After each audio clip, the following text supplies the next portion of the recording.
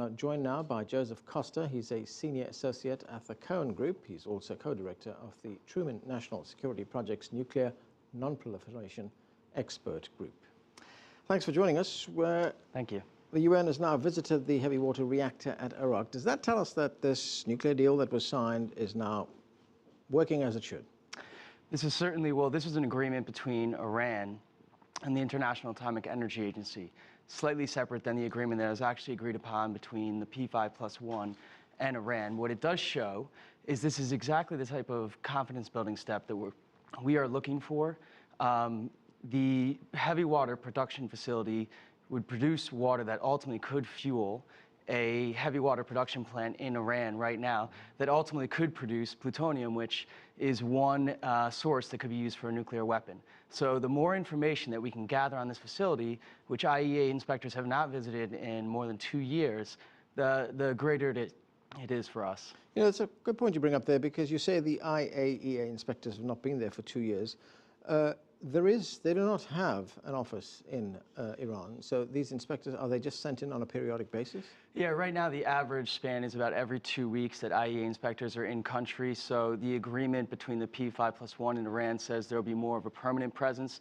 What we're having now is that you'll have 2 inspectors on the ground for this inspection.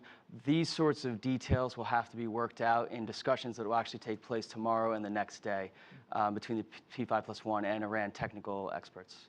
Okay. In the days and weeks ahead, what are the sort of markers or benchmarks that we should be looking for that will tell us that this nuclear deal, and we know that there's a lot of skepticism over the deal, and there's a lot of people who've criticized the deal, that will tell us that this deal is going forward as planned? We want to see progress in what we're discussing. So one of them is what will actually come out of the meetings that take place tomorrow and December 10th, where you can get a sense of, are there actual details and timelines and milestones that we're going to begin to lay out. You want to see what we're seeing with the visitation of IAEA inspectors at Arak right now, which is saying Iran agreed with the IAEA to have them, and now it's taking place.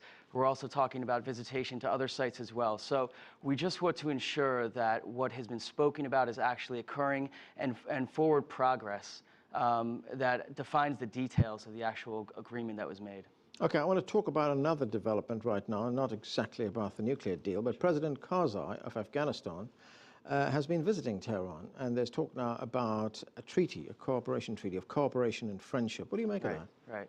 Well, you have to understand that Iran shares a 582-mile border with Afghanistan. There are 2.4 million Afghanis that are in Iran right now, especially during the war period.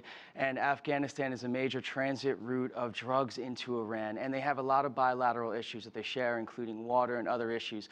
So this was an initial joint agreement that will now go to the foreign minister level between Afghanistan and Iranian, to talk about these areas of political and economic areas where they can cooperate. But it's fundamentally different than what the U.S. is discussing with... Okay, we've just got a few seconds, and I have to ask you this. Given the tensions between Washington and Karzai over the status of forces agreement in Afghanistan, how do you think Washington is looking at this kind of deal? I think it had bad timing in that Secretary Hagel was just in Afghanistan, and President Karzai did not meet with him, and then the next day he's in Iran. So it's an irritant. It's part of a year-long struggle we've had with President Karzai. We hope that we'll be able to finalize a bilateral security agreement with Afghanistan and President Karzai in the near future. Okay, sir. Thank you for joining us. Thank you. Thank you.